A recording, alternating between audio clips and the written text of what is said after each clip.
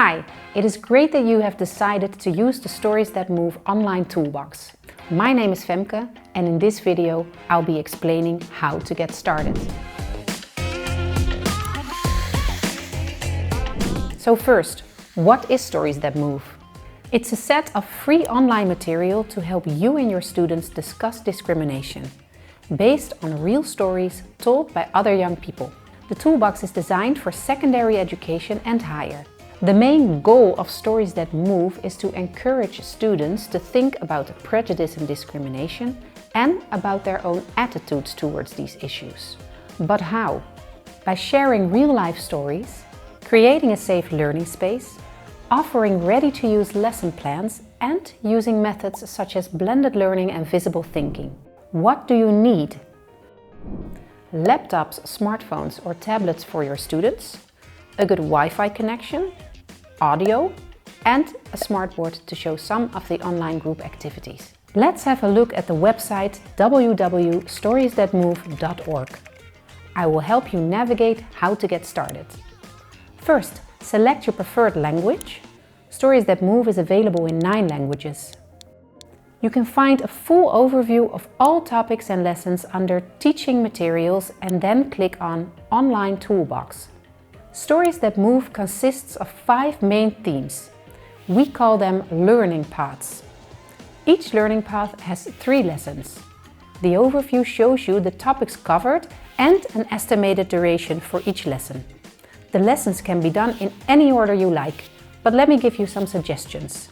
If you want to teach about identity, perhaps choose a lesson from Learning Path 1, Seeing and Being.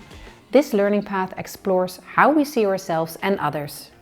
Lesson 1.1, What Do I See, is a good start. Here, students explore how they make assumptions. They choose a picture or person they find interesting at first sight and answer a few questions. Information about this person is only revealed at the next step. The exercise is designed to open our eyes to the assumptions we make about other people.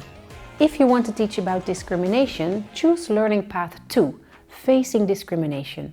In this learning path, students explore some of the many forms of discrimination young people face. In Lesson 2.1, The Machinery of Discrimination, students listen to 5 short stories from young people their own age talking about how discrimination affected them. Then everyone chooses one person they want to know more about, and in groups they look more closely at the situation to see how discrimination happens and what it does. For history lessons on discrimination, you could use Learning Path 3, Life Stories. This learning path consists of 1 lesson divided into 3 parts, each with a duration of 1 hour. The lesson is based around 10 historical biographies, showing personal stories of discrimination from several periods in time. In Part 1, students explore a biography individually. Part 2 is group work, where students look at sources and prepare presentation. And then it's presentation time.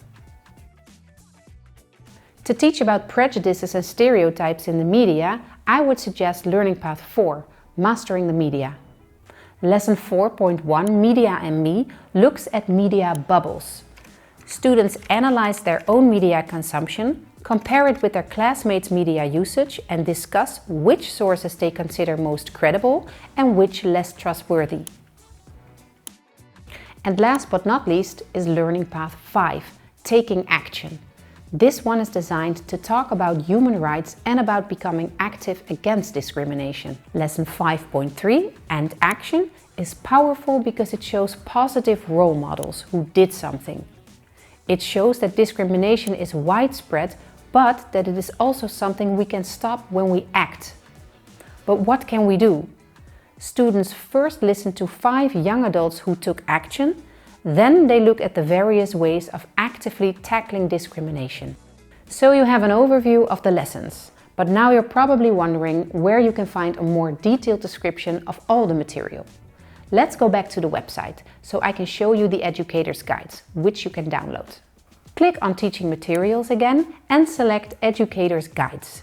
These give a detailed description of all the exercises in each lesson, including the structure, a time plan, and tips that will help you boost discussions.